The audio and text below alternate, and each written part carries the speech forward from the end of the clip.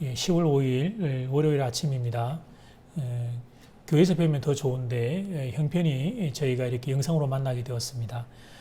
고린도전서 9장입니다. 고린도전서 9장 1절에서 14절 말씀 되겠습니다. 신약 성경 273면입니다. 2주간 우리가 고린도전서 보고 그리고 10월달 뒤에 후반부는 또 2주간 에스겔서를 보고 그렇게 합니다. 9장 1절에서 14절 말씀 제가 봉독하겠습니다.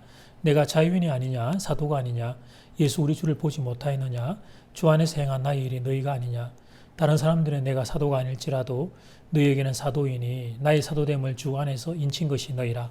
나를 비판할 자들에게 배명할 것이 이것이니 우리가 먹고 마실 권리가 없겠느냐. 우리가 다른 사도들과 주의 형제들과 게바와 같이 믿음에 참여된 아내를 데리고 다닐 권리가 없겠느냐. 어찌 나와 바나바만 일하지 아니할 권리가 없겠느냐.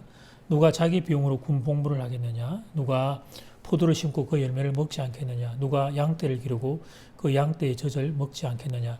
내가 사람의 애들이 이것을 말하느냐. 율법도 이것을 말하지 아니하느냐. 모세 율법에 곡식을 밟아 떠는 소에게 망을 씌우지 말라 기록하였으니 하나님께서 어찌 소들을 위하여 염려하심이냐. 오로지 우리를 위하여 말씀하심이 아니냐. 과연 우리를 위하여 기록된 것이니 밭가는 자는 소망을 가지고 갈며 곡식 떠는 자는 함께 얻을 소망을 가지고 떠는 것이라.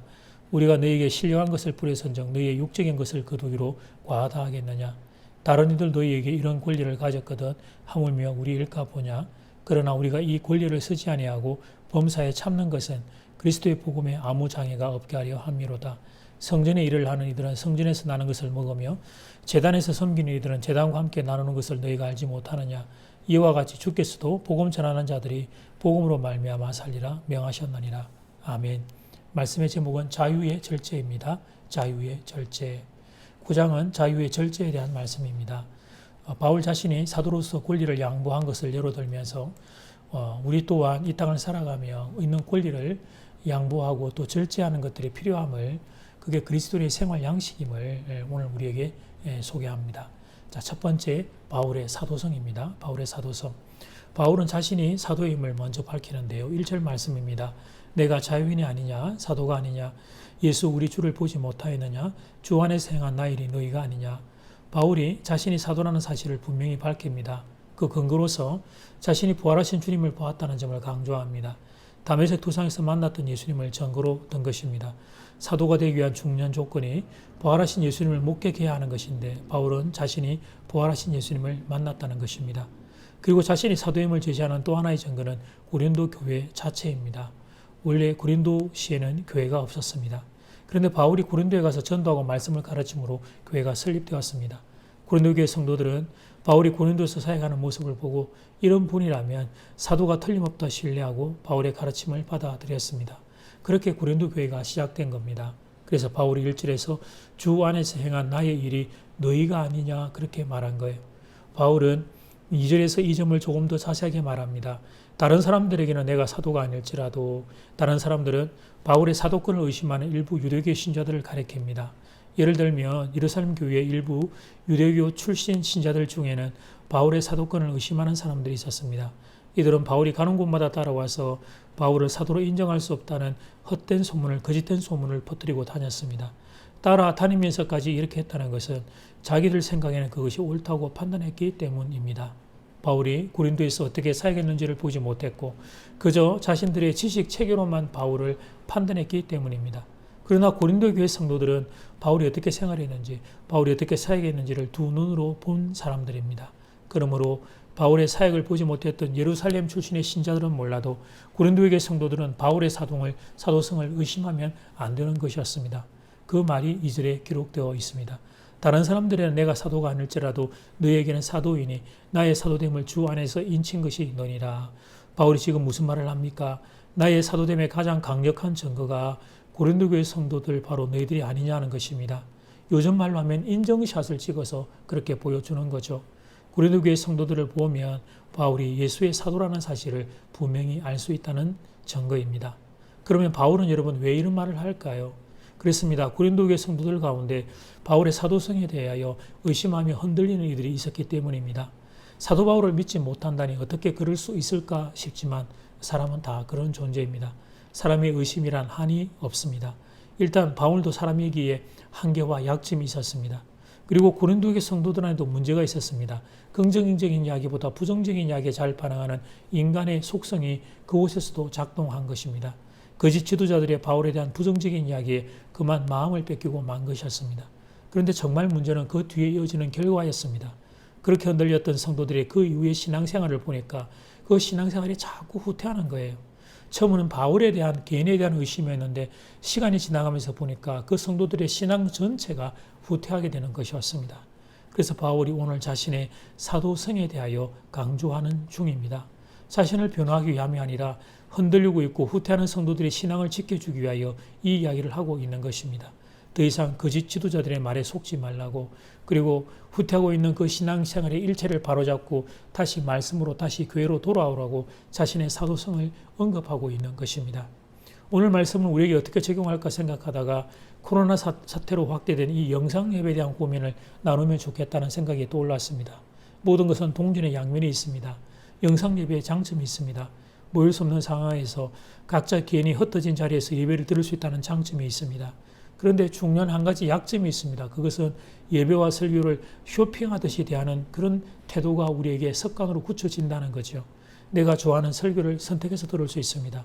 듣다가 마음에 안 들면 꺼버리거나 건너뛰거나 다른 사이트로 이동해 버릴 수 있습니다. 물론 개인의 자유가 있기에 뭘 선택해도 됩니다. 무엇을 선택해도 문제는 안 됩니다. 그런데 이런 습관이 굳어지게 될 경우에 본인이 섬기는 교회 목사님에 대한 판단하는 마음이 높아질 가능성이 있습니다. 과거에는 교회의 현장 예배를 통하여 출석하는 그 교회 목사님의 말씀을 들으며 신앙생활을 잘했습니다.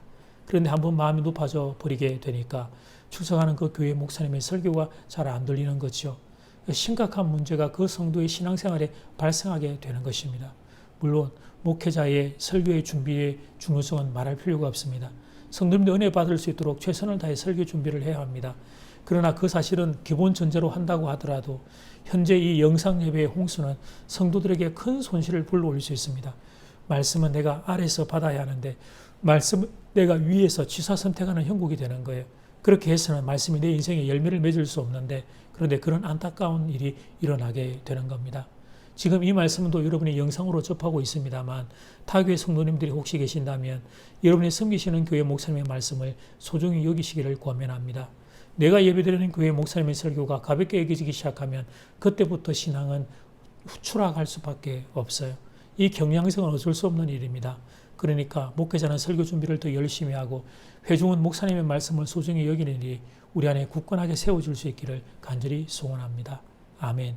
두 번째는 사도의 권리를 절제함. 사도의 권리를 절제함.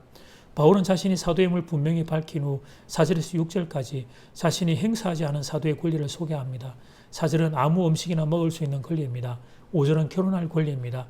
5절 말씀, 우리가 다른 사도들과 주의 형제들과 게바와 같이 믿음에 자매된 아내를 데리고 다닐 권리가 없겠느냐.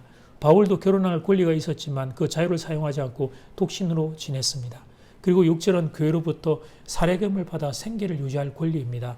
6절 말씀, 어찌 나와 바나바만 일하지 아니할 권리가 없겠느냐. 1차 선교여행에 동행했던 바나바와 바울에게는 일하지 않을 권리, 즉 교회로부터 사례금을 받아 생활할 권리가 있었습니다. 그 권리에 타당함에 대한 예를 들기 위하여 7절부터 몇 가지 사례를 듭니다. 국가를 지키는 군인은 그 군인을 위해 나라가 생활을 책임져 주어야 합니다. 포도를 심은 농부에게는 포도 열매를 수확해 나의 것으로 취할 권리가 있습니다. 바울은 8절에서 인간적인 그런 사례들만이 자신의 권리를 뒷받침해 주는 게 아니라 성경 말씀도 자신의 권리를 뒷받침해 주고 있다고 말합니다. 8절 말씀, 내가 사람의 예도로 이것을 말하느냐, 율법도 이것을 말하지 아니하느냐. 바울은 하나님의 일을 하는 자가 이 일로부터 혜택을 받게 되는 성도들에게 생활비를 받는 게 정당하다는 점을 성경적인 근거들을 제시하며 논정합니다. 우선 바울은 밭가는 소의 경우를 말한 이 본문을 인용하여 논정을 시작합니다. 모세의 율법에 곡식을 밟아 떠는 소에게 망을 씌우지 말라 기록하였으니 하나님께서 어찌 소들을 위하여 염려하심이냐. 이 본문은 구약성경 신명기 25장 4절을 인용한 겁니다. 곡식을 밟아 떠는 소에게 망을 씌우지 말라는 것은 소가 풀을 먹는 것을 막지 말라는 의미입니다. 그런데 악한 주인은 이를 빨리 끝낼 목적으로 소의 입에 망을 씌워 풀을 먹지 못하게 합니다. 이렇게 하지 말라는 겁니다. 일을 하는 소가 풀을 먹을 수 있게 하라는 것입니다. 이어지는 13절 말씀, 성전의 일을 하는 이들은 성전에서 나는 것을 먹으며 제단에서 섬기는 이들은 제단과 함께 나누는 것을 너희가 알지 못하느냐. 이 말은 성전의 일을 하는 레위인들은 제사를 드린 고기나 곡물을 가지고 생활한다는 의미입니다. 그러면 이 제물은 어디서 난 걸까요? 그렇습니다. 이스라엘의 다른 11지파가 드린 겁니다. 11지파는 레위인의 생활비를 책임져야 합니다. 이때 소의 입에 망을 씌우는 못된 주인처럼 인색하게 레위인들을 대해서는 안 된다는 겁니다. 그런데 바울은 이 권리를 쓰지 않았습니다. 그 이유를 12절에서는 말합니다. 다른 이들도 너에게 이런 권리를 가졌거든 하물며 우리일까 보냐. 그러나 우리가 이 권리를 쓰지 아니하고 범사에 참는 것은 그리스도의 복음에 아무 장애가 없게 하려 함이로다. 바울이 스스로 생활비를 충당한 이유는 복음 전파에 장애가 없게 하려 함이었어요. 이상이 오늘 본문이 전하고 있는 내용입니다. 이제는 배운 교훈을 우리에게 적용하는 시간입니다. 두 가지 방향으로 적용하면 좋겠습니다. 먼저 타인을 향해서는 그분의 권리를 인정해 드리는 겁니다. 바울이 이런 말을 했다는 것은 당시 고린도 교회 성도들 중에 바울의 권리를 인정하지 않은 이들이 있었기 때문입니다. 그러니까 사랑하는 교회 여러분, 우리는 그렇게 하지 맙시다. 타인에 대해서는 그 권리를 인정해 드리는 겁니다. 사랑하는 교회 여러분, 교회의 장로님들을 존중하는 성도님들 되시기를 부탁드립니다. 인근 지역에 코로나 확진자가 발생했다는 소식이 명절 기간에 들려왔습니다. 목회자인 제가 교회에 나와서 이 문제를 위해 기도하고 성도님들을 위해 기도하고 또 염려와 걱정하는 성도님들을 위로하고 건면하고 대책을 수립하기 위해 시간을 드리는 것은 당연한 일입니다만 장로님들께서도 이 일을 위하여 함께 마음 쓰시고 함께 기도해 주셨습니다. 여러분, 내가 아플 때 누가 나를 위해 기도해 주겠어요?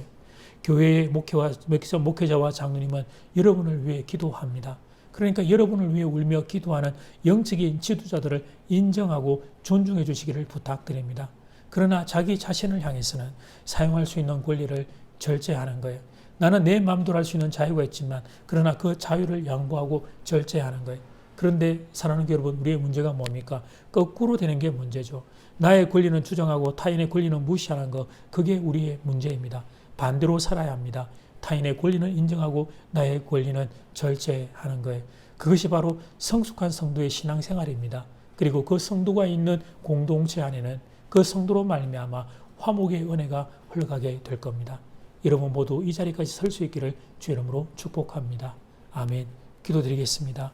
하나님, 오늘 말씀을 통해 자유의 절제라고 하는 하나님 권리가 있지만 그 권리를 절제했던 바울의 마음을 하나님 보게 됩니다.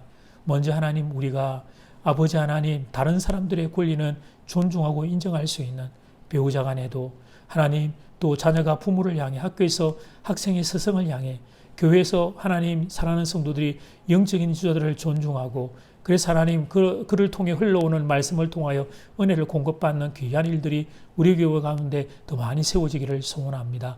아버지 하나님, 그리고 내 자신은 하나님께서 내게 허락하신 하나님 이 자유를 하나님 양보하고 절제하며 하나님 교회의 유익을 위하여 그렇게 낮아질 수 있는 귀한 은혜가 우리 모두 가운데 있기를 간절히 소원합니다.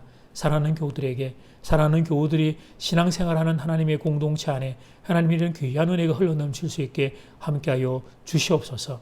예수님 이름으로 기도드립니다. 아멘. 하늘에 계신 우리 아버지여, 이름이 거룩히 여김을 받으시오며 나라가 임하시오며 뜻이 하늘에서 이루어진 것 같이 땅에서도 이루어지이다.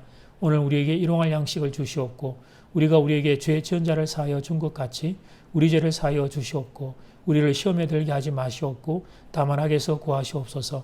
나라와 근세와 영광이 아버지께 영원히 있사옵나이다. 아멘.